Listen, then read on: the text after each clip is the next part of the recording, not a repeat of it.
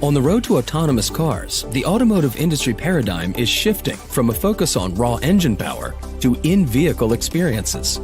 Trusted by OEMs and media companies alike, XPERI brings entertainment, safety, and comfort to new heights, leading the charge to recreate the in-cabin as a third space. Our solutions are built on best-in-class technologies from XPERI brands DTS and HD Radio, with core products including the DTS AutoStage Global Hybrid Media Platform, immersing drivers and passengers in personalized, high-quality audio and video content. HD Radio, the most successfully deployed commercial digital radio system in the world, offering more stations and crystal-clear sound without a subscription. And the award-winning DTS AutoSense in-cabin sensing driver and occupancy monitoring solution, deployed at the edge and privacy-centric, is improving safety and experience for all occupants. With autonomous vehicles evolving consumer expectations, our top minds are rapidly innovating to create the in-cabin experience of the future and redefine it as a sensational third space. Drive extraordinary with XPERI.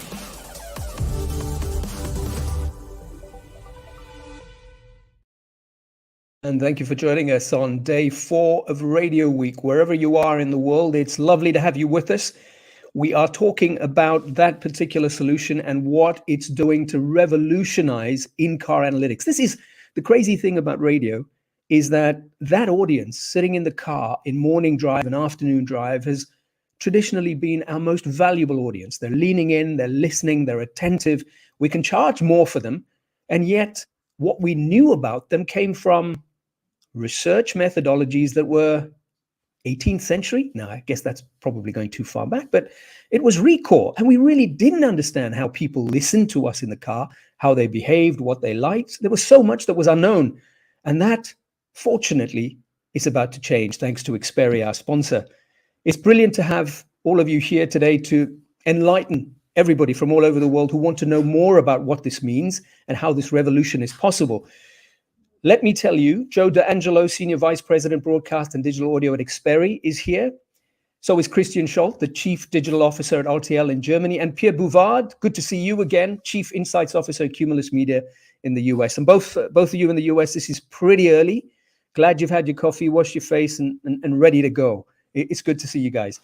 Joe, this is what you've called a revolution, because for the first time, insights and data in, I think, is it real time or close to real time, is possible for radio owners. And that's never been possible before. Tell us more about what this means and what it is. Sure. First of all, thank you everyone for joining us this morning. I'm very excited to talk to you about AutoStage and get the perspective of the impact of the analytics that we're now able to deliver to the industry from both Pierre and Christian. So if we can start the slides, what I thought I'd do is just give an overview of what is DTS AutoStage, because some of you in the audience may not be aware of it. But it is the first global hybrid radio solution designed to work everywhere around the world with all broadcast standards, whether it's CDR in China, DAB in Europe, HD radio here in the States, or analog radio around the rest of the world. So next slide, please. We launched this technology, this platform in 2020 with Mercedes. And as I said, it's a hybrid radio technology that combines the power of broadcast radio with the enhancements that we can deliver over the internet. And because of the way the system was designed, it ensures that broadcasters retain editorial control, but that we are also able to constantly understand, evaluate, measure how the driver is engaging with radio, what they're listening to, what events, audio events and visual events are presented to the driver, throughout their morning and afternoon commute. So next slide, please. So this is what it looks like in the Mercedes. Mercedes was our launch partner. And I think the first thing you can see is this amazing, rich carousel of content choices. The objective around AutoStage was to present radio in the same light as a pure play digital service, where there's consistent, rich access to programming. Programming can be easily discovered. Programming can be easily branded so that people can find what they want to listen to really at the touch of a button and with a glance of the screen. You see two different representations here in London for the over 100 FM and DAB radio stations that are available. Next slide, please. Not only does the system aid in the discovery of radio and the selection process, but it also provides rich, engaging metadata around the programming that is being broadcast at any point in time. This is where we blend the over-the-air service delivery with the IP enabled content delivery. We use a lot of our TiVo experience and our own music metadata backend to enhance the user experience and to really create a rich multimedia experience for the driver. One of the things we're most proud of is we are also connecting the audience with content in a very different way that radio never has been able to do before, not only with visuals and rich metadata around the artist, but now also song lyrics. We are the only licensed global provider of song lyrics in the automotive space. We worked with all the music publishers to get this permission. And we really believe we're raising the profile of the craft of songwriting by including this in the dash. Next slide, please. And what's very exciting is the auto industry is really starting to embrace this at scale. As I mentioned, we launched in 2020 with Mercedes. In 2021, Mercedes started to expand throughout different vehicle platforms.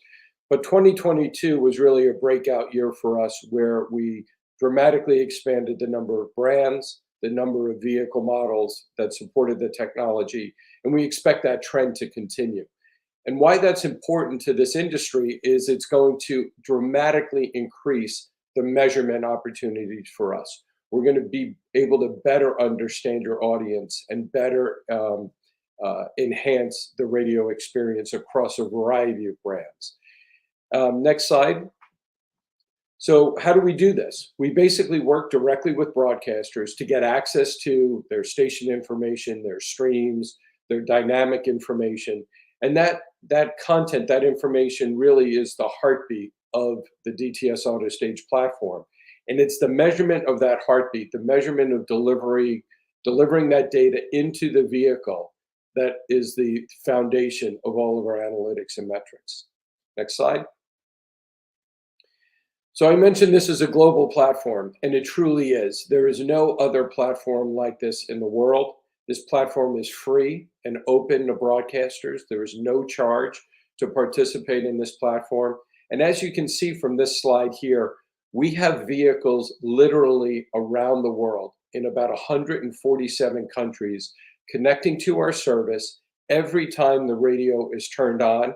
And we are enhancing that radio experience for over 88,000 radio stations around the world.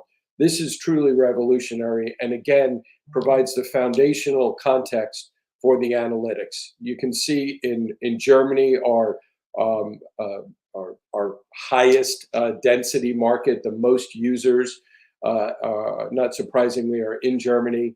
And in the last 12 months, we've delivered over 600 million discrete pieces of information to vehicles in Germany as they're listening to radio. It's really, as Pierre said back in October in New York, this is big data for broadcast radio. Next slide. So we'll start to get into this now in the conversation, but I wanted to show you briefly what this looks like for a radio group.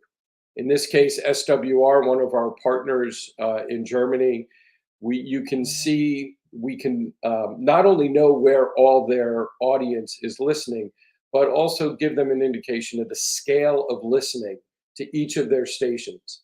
And not only their stations, but also their transmitter sites. So if you look down this list, you see a multiple entries for SWR3, their most popular radio format, that's distributed over a number of DAB multiplexes and FM transmitters. We're able to tell them basically where their audience is. Next slide, please. We're also able to show exactly how much audience is listening to each of their radio stations, and then provide them a representation of their overall share of listening in the marketplace. Next slide, please. And this is one of my favorites, where Pierre has allowed us to share one of his stations in Syracuse, New York, where you can actually see a heat map of where the audience is throughout the day. In this case, this is a snapshot of the entire day of the audience for this Syracuse radio station, but you can see there's a slider across the bottom where you can actually look by day part. And what you're seeing here is our broadcaster dashboard.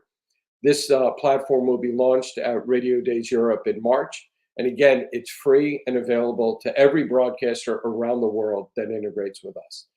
Next slide. And to participate, it's actually very simple. We need 3 pieces of information from broadcasters. We need your static information, the stream URL to allow people to listen outside of the coverage area for your broadcast signal, and then the live data. Again, that live data is the heartbeat. That is how we measure the engagement with the audience.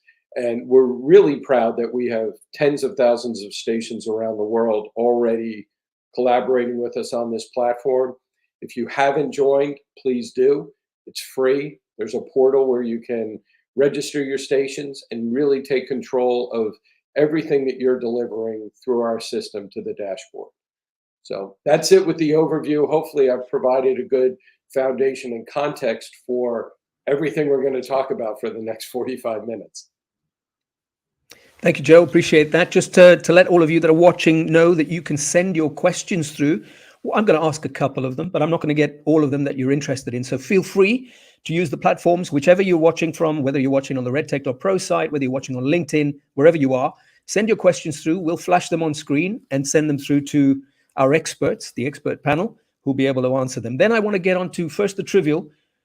I think my daughters enjoyed the fact that I never knew the words to any Michael Jackson song that I sang in the car. Those days are now gone because you're going to provide the actual words. It's a pity. It's a sad day in our family because it used to create a lot of mirth, right? No more laughter because we all know what he's saying. I never could figure it out. But on to something serious. HD radio, it works for that. DAB Plus, it works for that. What if you're in a market that doesn't have those technologies yet? Is this too early for them? Too soon? No, absolutely not. I mean, this system was designed, you saw that world map. A lot of those countries do not have a digital broadcast strategy in place and an infrastructure. And we work with analog AM and analog FM radio stations. If the broadcaster shares information with us about what they're playing, we are able to enhance that with our own TiVo music metadata, or take content that they may be producing for, say, their web presence and deliver that into the dashboard. So it's absolutely not dependent on a digital infrastructure. It works a little better, but it is not dependent at all. And what about the screen in the car? I mean, there has to be some level of sophistication. Yeah, absolutely. And we are seeing screens are really becoming standard. I mean, it goes all the way back to in the US when they mandated backup cameras. You started to see screens come in as a matter of course. I think it'd be hard pressed to really find a vehicle for sale, at least in the US or Europe, that did not have some sort of visual display capabilities. Yeah, it's changing everywhere. Absolutely. Let me get on to you, Pierre. How does this change the game for someone like you that goes out and sees marketers and advertising agencies and so on? You used to have a particular conversation 5 years ago, 10 years ago, 2 weeks ago, well, before this was introduced. Is the conversation different now when you go in and see the biggest advertising agencies in Madison Avenue? Well, I think this is really revolutionary for radio. Television has had set-top data, smart TV data, but because 2/3 of all radio listening occurs away from home, the radio industry has never had any kind of big sources of tuning data outside of the home. So this is why this is really revolutionary. In the US, 85% of Americans are reached by in-car radio in a week. 45% of all listening occurs in car. So what this does right away is inspire confidence with advertisers and agencies, meaning that there is, large amounts of data available on tuning. And I think down the line, the opportunity for attribution will present itself, meaning to be able to say, here are the vehicles that were exposed to this ad. Here are the vehicles that were not. How many visited this retail location? So the opportunity for attribution and proving that radio can drive retail traffic, I think is very exciting for agencies and advertisers. Yeah, I want to take up that that sort of heat map, if that's the right terminology. So forgive me for using the wrong terminology here. But that heat map that you showed of your station in Syracuse, that gives you an idea where a reasonable number, I don't know how many, of your audience tends to drive, commute, move around, which means that anything in that map area, retailers there, businesses there, service providers there, are all suddenly opportunities that maybe weren't considered before. Is that what this sort of leads to in a sort of practical way? Yeah. So if you think about it, one of the most popular targeting dimensions is location. I want to email people that live near a retailer location. I want ads to be delivered to people near a retail location. And what we've had in radio historically is zip code data, meaning this is the home of the person. Here is the tuning and the radio stations that are most listened to around that person. But only 1/3 of listening occurs at home. And so we've never had the opportunity to say, let me show you where my listeners go during the week. So the ability to sit with a retailer and say, here are your locations in my market. Here is my audience and their travel and trip patterns. And so I can deliver my listeners that are regularly going to near your location. So this is revolutionary. This has never been able to be documented, to show trip patterns and where radio listeners are versus retailer locations. Well, we're going to get in deeper, but I want to bring Christian in. Christian, when you look at all of these possibilities now, how does that change? Oh, I can hear, is that rain where you are in Germany? Okay, there's some other sound coming through. Maybe it's the sun. It just, when it really, bursts. it's the sun. No, it's not raining. Surprisingly, it's not raining at all. I'm sorry for that. I don't know what it is. No, it's okay. Maybe when solar bursts, when the sun comes out in winter in Germany, it actually comes out with a sonic presence as well. Good for you. You have to capture the moment. Yeah, that's true. So Christian, what does this mean for programmers? When you look at all that is possible for strategists and programmers beyond just sales, because I'm going to go back to Pierre and we're going to get deeper into the sales conversation. What does this mean when you think about content? Yeah, I mean, first of all, just from a personal point of view, I find this heat map fascinating because I spent my vacation in that area last year, and maybe I'm part of that heat map, so maybe I'm one of the dots. Yeah, I mean, it opens a complete new room. A radio listening in the car accounts for, depending on the market, between 20 and 50%, in some markets even more, of the overall listening. And it used to be a blind spot for programming because you just knew, maybe with hindsight, that people were listening, but you had no clue when exactly and where. And combining those dots, it's fascinating because you can then create and optimize your content based on a ton of additional data. And that's the dream for every programmer, of course. Yeah. When you think this through, are there practical uses, perhaps those that are watching us want to know? Are there, and Joe, you can come in on this, because obviously you said there's an opportunity for people to know what songs are being listened to in the car. Would a station, let me ask this, would a station programmer know whether there was a moment when someone switched away? They may not know where they went, but would they know that a listener who was present, and I know it's all anonymized because it's GDPR compliant, Right. would they know when listeners move away from their particular station? Is that part of the possibility here? Yes. So again, if you remember that the heartbeat of the measurement is the metadata associated with a piece of audio. So if a station is sending us song information every time the song changes, we can measure the audience flow throughout that day part. So you can see the aggregate size of your audience from song to song to song. This data is made available basically 24 hours later. To answer your earlier question, this is not real-time data. It takes us quite a while to basically aggregate and process all the data. So it's on a daily basis. But what we can also do is not only look at a single station's behavior with their audio programming, but if you're a radio broadcast group that has multiple stations, we can look at how an individual song is performing across multiple stations. So you can see, if a song is aging out maybe earlier than you would expect and you're losing audience when that song comes into rotation, you can take a proactive decision. But yes, the whole idea around this dashboard and the analytics is to work with the industry to provide meaningful tools for programmers, GSMs, and management. And this will be an evolving platform. Even though we're launching in March, we're learning more, we're getting more feedback from individuals like Christian and Pierre about where we should take this platform in the future to make it even more powerful for them. Brilliant. That is truly revolutionary. It's never been possible, as you said. Pierre, back to you around the conversations that will continue to emanate from this. And again, I think a lot of our viewers who are encountering this for the first time, unlike you, you've seen it, you've played with it, you've had a chance since, I think, when it was launched at the NAB in New York.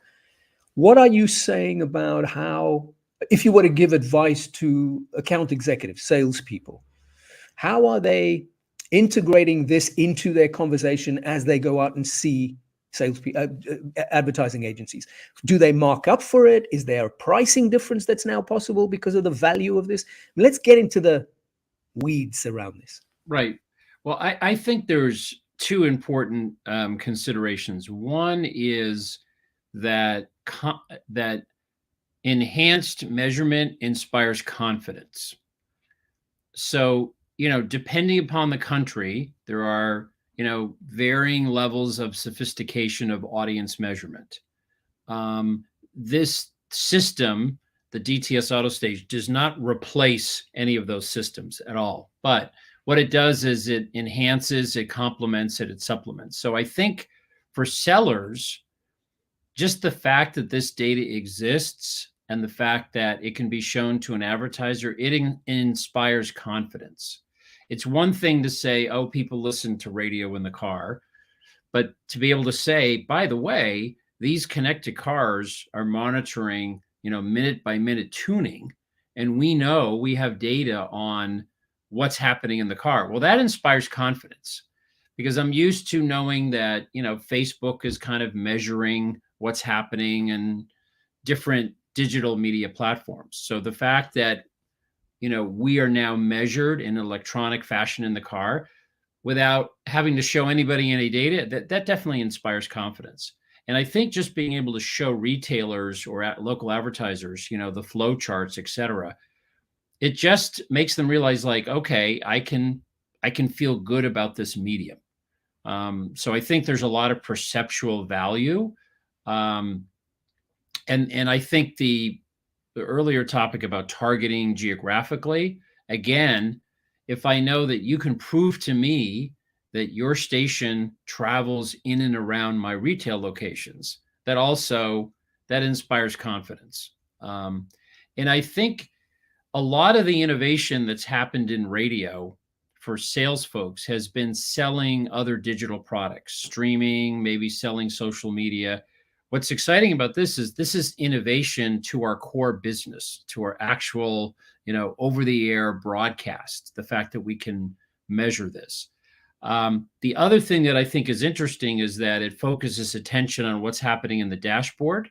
We're going to make our stations look visually better in the car. Title, artist, album art, name of disc jockey, and the ability to maybe put some information about the advertising that's run. So when the ad is running over the air, maybe the name of the advertiser can display in the dashboard. So I think the notion that this is it's enhancing radio's visual presentation in the car, and therefore that makes it better for the advertiser. I think that's also an important observation. So Joe, this one's for you. When a salespeople in a radio station and programming people at radio stations look at this, is there a back end that they're receiving information differently? So is it different for salespeople, different for programming people? Is that a step that's coming so that the way they take that data and make it valuable? There's this old saying, right, about data being like oil, but unless it's refined, you've heard that.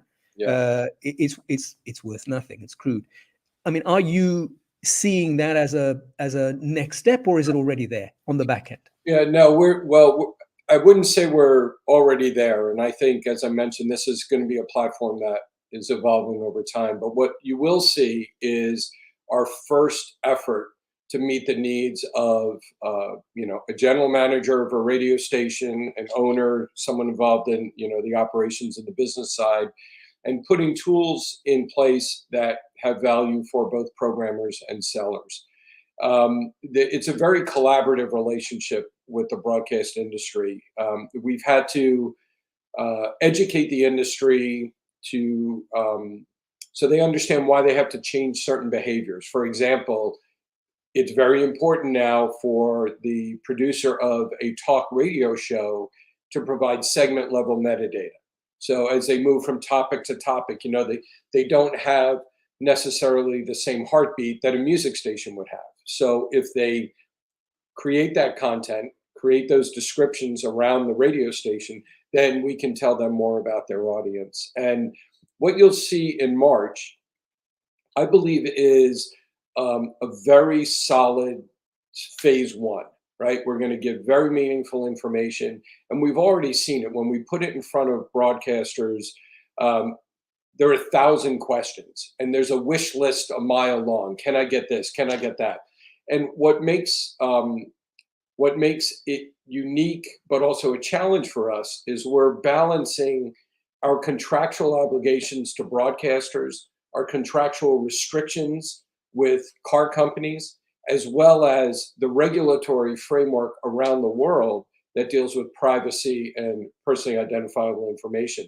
So when you take all of those into consideration, it really is an art on how we're going to navigate through this, present data to the station where they learn about their audience, are able to take action, and ideally build a much stronger business and longer listening sessions with the audience. But you'll be impressed in March.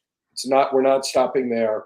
There'll be another kind of upgrade already planned for the NAB show in New York in the fall, which is going to take a kind of horizontal view of the industry for network and syndicated programming. So there's a little tease for what's coming.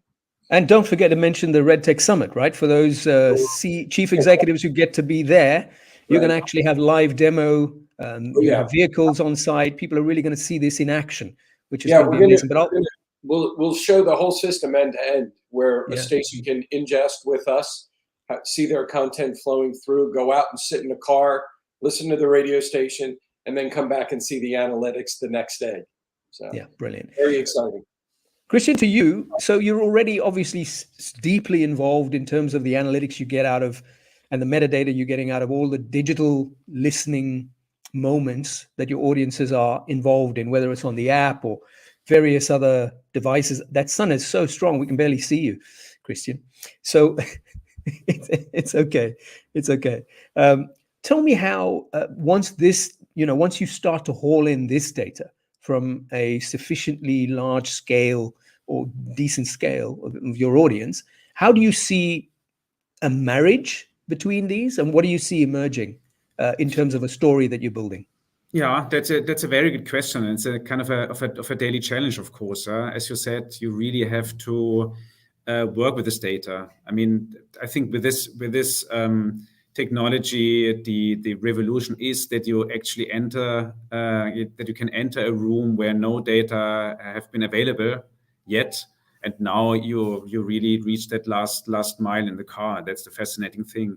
But then it's about normalizing data in terms of getting ready for use, especially in the content department, but also for other people involved. What we usually do is that we try to identify certain KPIs. I mean, quite a traditional approach, but sometimes the sheer volume of data is just too much to really work with it. So we would focus on certain KPIs, and then would look at it also not in real time, but usually a bit delayed. So we'd aggregate either a week or sometimes even on a monthly basis. And then we incorporate the data in content development, also in product development. A lot of it is also valuable input for the further development of our digital products, especially geodata, especially everything that is related to use cases. And this is a live proof of all of our use cases. And then we incorporate into the typical work structure.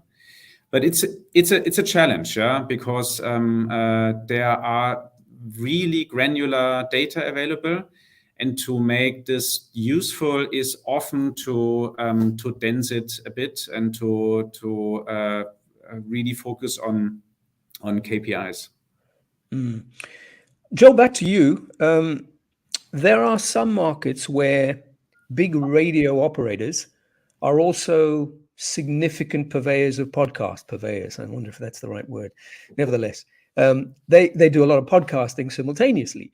Now, when they're sitting with your technology in the car, will they, during the drive times, be able to see analytics related to both their FM and if someone switches over to their on-demand stream or whatever they're doing on demand? I mean, how does that work?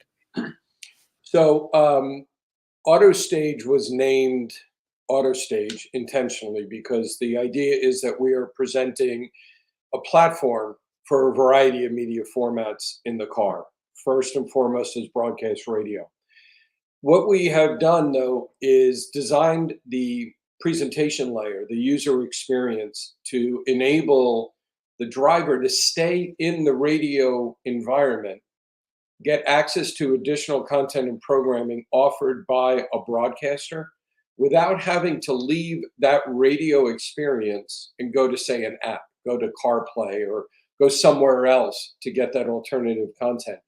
So the way we enable this with broadcasters is they, in general, will create a unique link for whatever the on-demand content is, whether it's a catch-up programming or podcasts, that we will present to the driver during that listening experience. And the driver can simply select that, much like they would tune to a radio station, have that audio experience, and the broadcaster would know, because of that unique URL, that that was delivered to the vehicle, it's exclusive to the in-car experience, and it originated from a broadcast radio engagement with DTS AutoStage. That make sense? Yeah, it does. And if it doesn't, obviously, those of you that are watching, you want to ask the question and say that again, Joe, or I don't understand this. Feel free to send your questions through. We'll obviously flash them on screen, and the experts are here to talk about it. Now, while this is sponsored by XPERI, it's not an advertorial. So in other words, we're allowed to ask hard questions and throw in some curveballs, right? I just want to add something, but not a hard question. You want to throw in a curveball? Good for you. But the opposite, yeah. I mean, really the level of data and the depth of data that is available to stations is outstanding. Because what the broadcasters usually complain about is that they don't get enough data from distribution partners, and it's a constant battle and a constant, I wouldn't call it a war, but it's really a hard fight to get significant data. And this is what radio stations can get from AutoStage. That's really, I mean, you have to put this into perspective. It's very unusual to get this set of data. Yeah, and I think what's really driving that is we fundamentally have a different business model. Yeah. A lot of platforms that are in the business of delivering media are doing it so that they can measure and monetize the audience at their discretion, right? We're seeing that around the world with a variety of platforms. We fundamentally don't do that. We look for partnerships with radio stations to deliver this content and solve a design and a service challenge for the auto industry. Radio is fragmented around the world. You have really robust DAB plus stations. You have very, quite frankly, old analog radio stations that may not even have an RDS encoder. And so you have this variability of radio stations around the world that impact the end user experience in the dashboard. And what our system has done in collaboration with the broadcasters is normalize that user experience around the world. And what that means for our car manufacturers, they can design one radio, they can ship it around the world, and they can be confident in a common, reliable user experience for radio everywhere. And that has huge value to the car industry. So before I throw the curveball, I want you to think about this, Pierre, and then I'm going to go back to Joe. Can you imagine objections when you take this out to advertisers? And what would those be? And then I also want you to think about how you'd get around those objections. I mean, there might be people who say, well, hang on a second, this is not data at scale. I get data at scale from Facebook. I get data at scale from Meta, Facebook, Google.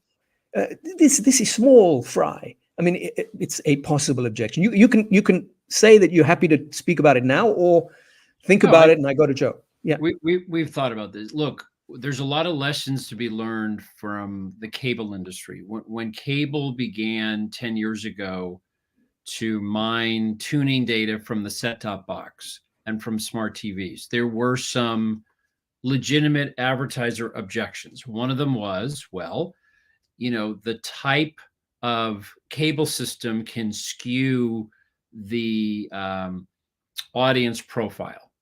So for example, a fancy TV set, that kind of the data that you're going to get is going to be skewed to rich people.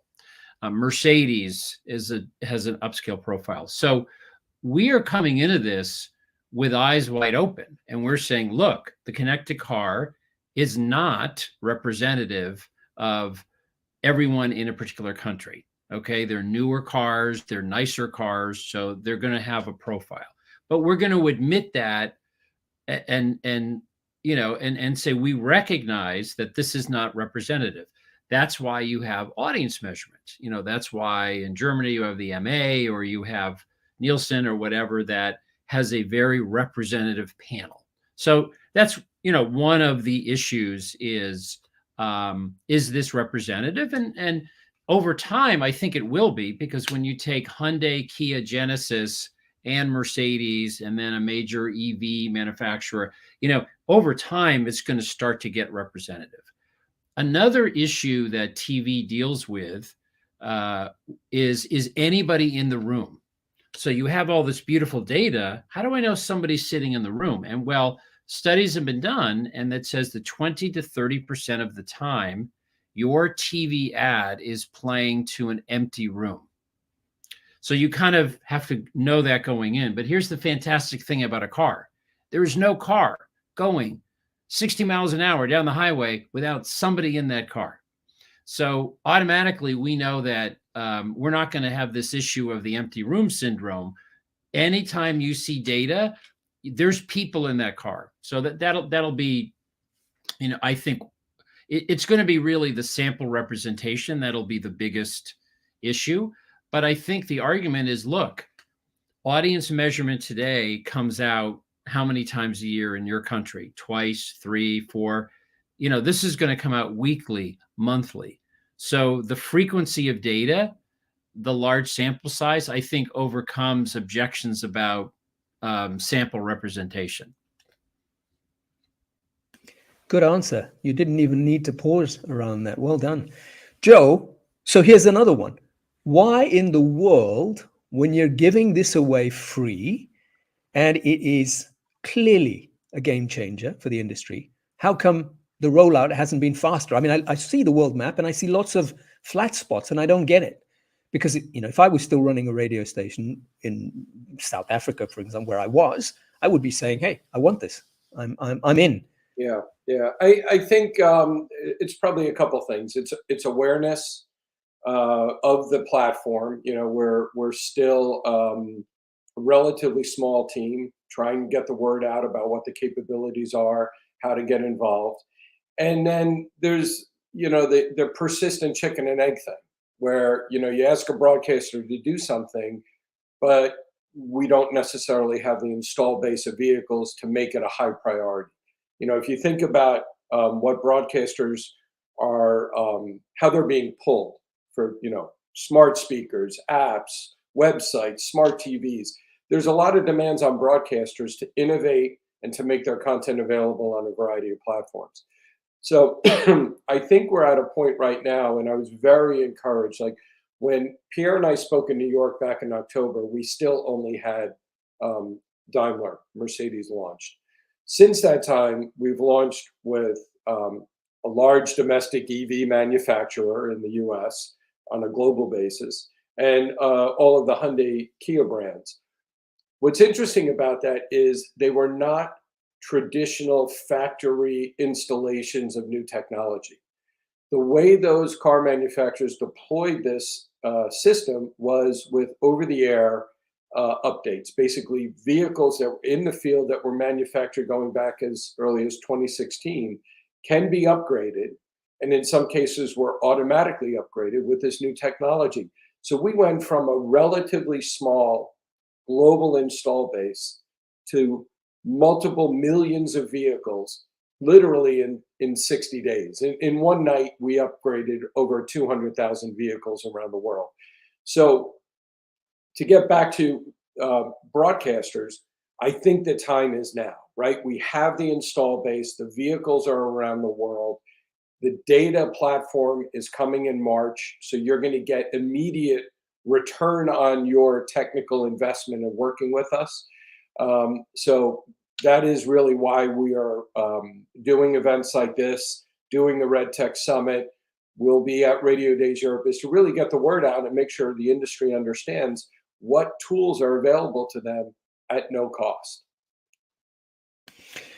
So if you're providing this service, as you've said, free of charge and so on, obviously there's a question. And the question is, there's something in it for you. What's in it for you? How does XPERI make this? What's the business model? Yeah, absolutely. So right now we license access to the API to car manufacturers. It's a very similar model to our HD radio business, where we license, in that case, intellectual property and software to the car companies. And that's resulted in over 100 million cars deployed just in the US. We're now looking at this service, as I mentioned before, it really solves a design and receiver production challenge for the industry, allows them to build one radio, have massive economies of scale, and deploy that radio anywhere in the world. So it's a very good value exchange. We get paid a little bit of money from the car manufacturer for each car, and then that car is able to access our system for the life of that vehicle. So it's a very good business model for us, for the broadcasters, and for the car companies. Absolutely. Christian, so when you think about, I mean, one of the things Joe said earlier is he's relying on people like you and Pierre to start poking holes and saying, what about this? Can we do this? He also talked about the long list every time they present this. What's on your long list? What do you want to see happen as we look 2-3 years out with this technology? What are you looking for? Yeah, that's always a hard question. Yeah, what we mostly are interested in is learning what set of people uses certain contents. So the combination of a certain characteristics of an audience or a segmentation of the audience and the used content. And then to be able to change that combination is the let's say most desired form of data we would like to get. And at this point, we get a more anonymous listener, but with more and more granular data about the usage and the listening. But he would like to know more about the people behind the dashboard, and not necessarily about the specific person. So we don't need to know that it's this man or this woman, but more segmented data about this person is let's say, the long-term goal. And what about you, Pia, as somebody who supports a big team of driving commercial people going out there and doing the marketing to make sure that radio gets more than its fair share, if possible, or gets its fair share, because I think none of us are getting that at the moment. What do you see? What's on your wish list? So which Joe will deliver by Christmas, right? Because he's got the well, beard and everything. Yeah.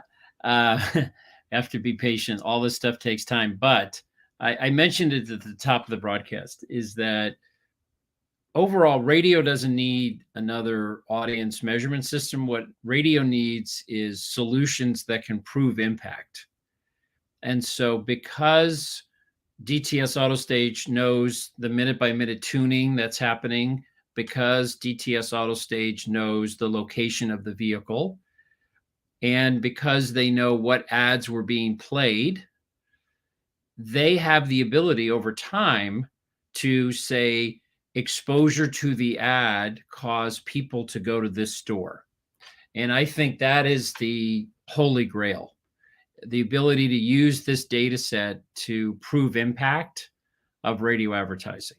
And that to me is the ultimate long-term benefit here, because you need a giant sample to do that. And obviously they're on their way with the manufacturers that they've announced and a lot more that are waiting in the wings. But that's the real benefit, is to prove impact and show the relationship between ad exposure and retail visitation.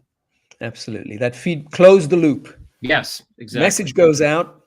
Did someone listen and do something and act on it? Yeah, absolutely. That's the holy grail, no doubt about it. Joe, looking forward. I was remembering that companies like Waze and others that are already on our screens are monetizing in interesting ways. I get in my car, I say I want to go to a particular place, and I constantly get flashes up of places to go to, a restaurant. The KFC's around the corner, 300 meters, turn left. Sometimes it's quite irritating, actually, because I'm not interested in the KFC at the time, so it's not particularly smart. Is that sort of deployment something that becomes possible with this technology, perhaps smarter than the way it's currently being done by others? Yes, but I think there's a story around how we're going to get there. I think if you look at the technology today, it's purely anonymized broadcast. Companies like Q Interactive are helping with the production and distribution of those enhanced ads that you're describing, which really are the foundation of any kind of opportunity. So I encourage people to look into that company if they're looking to enhance their advertising. What you described, though, with the individual understanding, or the understanding of the individual, will require a certain level of permission and opting in that we don't currently have deployed. We're moving in that direction primarily to support radio and audio recommendations. So much like on your Netflix or even Spotify, because they understand so much about you, they're able to curate and offer up recommendations for media for you to consume. We're moving in that direction as well. As you know, we merged with TiVo about 18 months ago. They have tremendous institutional knowledge around how to make that happen. And we're deploying that now around audio in the car. So working with our automotive partners, we're dealing with all of the infrastructure and identity systems that are required to enable that. That's kind of the carrot. You're going to share with us more information about your listening habits in exchange for a more curated, meaningful audio experience in the car. Once we get all those foundational components in place and the permission and consent from the driver, then we can start to look at this advertising model that you described with Waze. I think as a user of Waze, if you ever read the terms and conditions, you might be horrified, but you have made that value exchange decision. They're going to know where I am every step of the day so that they can tell me what's the fastest route to get from point A to point B. We're looking at the same kind of value exchange. We're not there yet. We expect to be there in the next 12 to 18 months. And does this mean, when we look at where you're taking this through the technology and how rich FM becomes, how beautifully it renders on a screen, why is there ever going to be the need for an FM tuner? I mean, Pierre, what's the need for an FM tuner? Is there any need for it? Well, look, you still need to go from one station to the other. I mean, I think the cool thing about the carousel view that DTS AutoStage has is you're kind of like swiping across the screen, and so look, there's still a lot of older vehicles out there that need that tuner. But I think this notion of recommendation, I think, is very exciting, because in many countries there are HD additional stations that are kind of the in-between stations, and this will make those stations more prominent.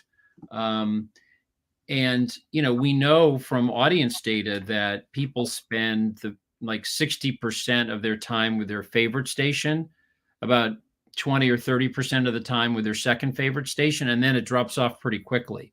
So the actual number of stations people listen to is pretty small. So I think what this will do is give recommendations and suggestions that might open up, more radio listening. And the other thing that is like a down the line thing that Joe has talked about is on-demand content. So if you think about listening to your favorite station, you get in the car, you get in the morning, and you want to know latest news, latest traffic, weather report, etc. There is going to be an opportunity with DTS AutoStage to have, when you get to that station, to hit an on-demand button and hear instantly the latest weather forecast, the latest traffic report, of course, sponsored and brought to you by, and the latest newscast. And we are in a world where on-demand content is becoming the norm, thanks to Netflix and others. So I think this will allow broadcasters new revenue opportunities to offer these sponsored, on-demand content. And potentially all of it voice activated as well, I would think. But go ahead. Yeah, I just want to emphasize something about your question, the need for a tuner. You cannot underestimate the power of the economics of broadcast, the immediacy of broadcast, and probably most importantly, the reliability of broadcast. While the IP networks are evolving and we're using it for all kinds of services and media right now, broadcast is a global platform. And as you go from country to country, even cross a border in Europe, you're going to see the reliability of the cellular infrastructure is going to be dramatically different. And in some cases, even the economics for the user are going to be dramatically different. So, I get this question all the time. When is the tuner coming out of the car? Certainly, I don't believe it's coming out of my lifetime. And we do have the benefit of working with car companies on their product roadmaps 5, 7, 10 years into the future. I think there's a robust future for broadcast radio in the car. Will it change? What's going to happen to AM? How fast is everyone going to transition to DAB only or HD radio all digital? Those questions are being asked, but it's very rare that we get asked by a car company, when can I take the tuner out of the car? So I wouldn't worry about broadcast right now, but I would challenge everyone to continue to innovate take advantage of AutoStage, because what that will ensure is that the audience still engages with radio, that radio is a competitive, multimedia rich user experience, like what the users are becoming accustomed to with pure play digital platforms. Yeah, and just a data point that I think is important in this country. Edison is kind of the leading audio measurement company, and they have a study called Share of Ear, and they do it in a bunch of countries. If you look at in-car AM/FM, broadcast AM/FM share of all audio, everything going on in the car is a 60 share. And the next thing underneath is in single digits. So AM/FM is the dominant audio platform in the car. But if you then ask the Edison data, well, show me ad-supported shares. Show me listening in the car to anything that takes an ad. So that would be an audio streaming service that's ad-supported, podcasting, maybe a satellite service that takes advertising. AM/FM share of ad-supported radio audio in the car is an 89 share. So 90% of all tuning to ad-supported platforms in the car is to AM/FM. And by the way, that number 6 years ago was 90%. It's 90% now. So the dominance and the strength of ad-supported AM/FM in the car it's stunning. That is very, very good information for those who are watching, who are worried about what that future path or what the highway looks like. Christian, is it the same in Germany? I think you have a share of your study in Germany as well, if I might be wrong. Yes, we do a lot with Edison here in Germany as well. The numbers are a bit lower. Traditionally in Germany, people tend to commute a little bit less because everything's a bit smaller. Scale is a bit smaller, but it's still the dominating audio source in the car. And it's also, as Pierre pointed out, the most robust space for radio. We see, of course, a decline across all platforms, but literally not in radio use, in auto usage. And that's apparently the place where radio is really resilient and stays for a very long time.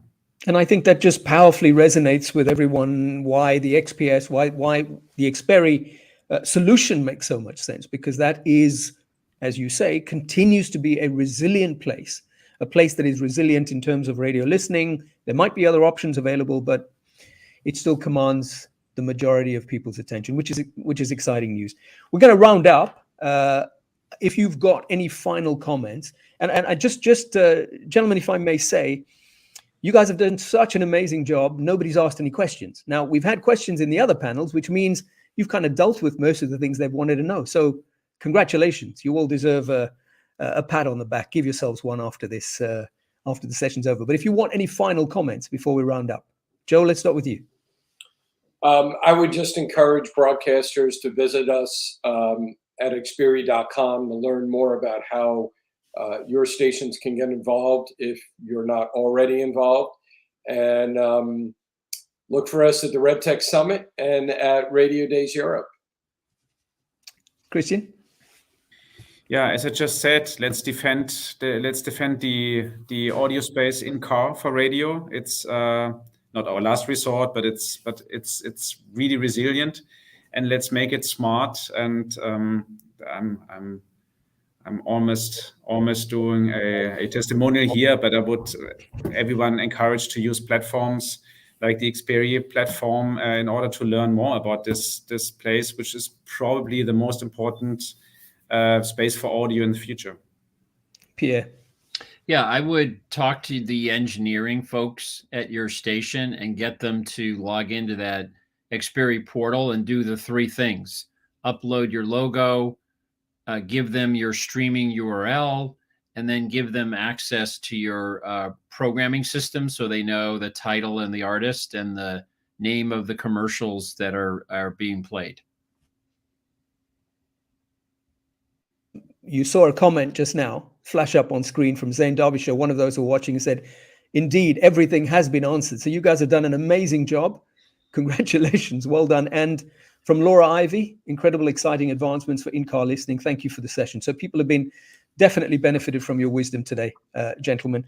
Thank you to Joe D'Angelo, Senior Vice President, Broadcast and Digital Audio at XPERI.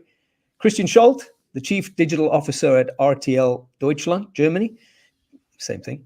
Pierre Bouvard, Chief Insights Officer at Cumulus Media in the United States. Really appreciate your time. And just again, for those of you watching who want a taste more of what XPERI can do, how the technology continues to evolve apart from XPERI.com, Chief Executives only or C-suite only, the RedTech Summit, 25 seats. If you'd like to join, team@redtech.pro, let us know. But of course, it's a bit of a lottery. We choose at the end. Not everybody's going to be able to get in, but it's going to be a privileged event at a chateau outside Paris. Send us why we should have you there if you'd like to be there. XPERI are certainly there. Many others are there. Pierre may join. He's got this look on his face that says, I want to be there, but whether he can, I don't know. But thank you so much for your time, everyone, and have a lovely afternoon. Thank you, XPERI, for this brilliant session. Thank you, everyone.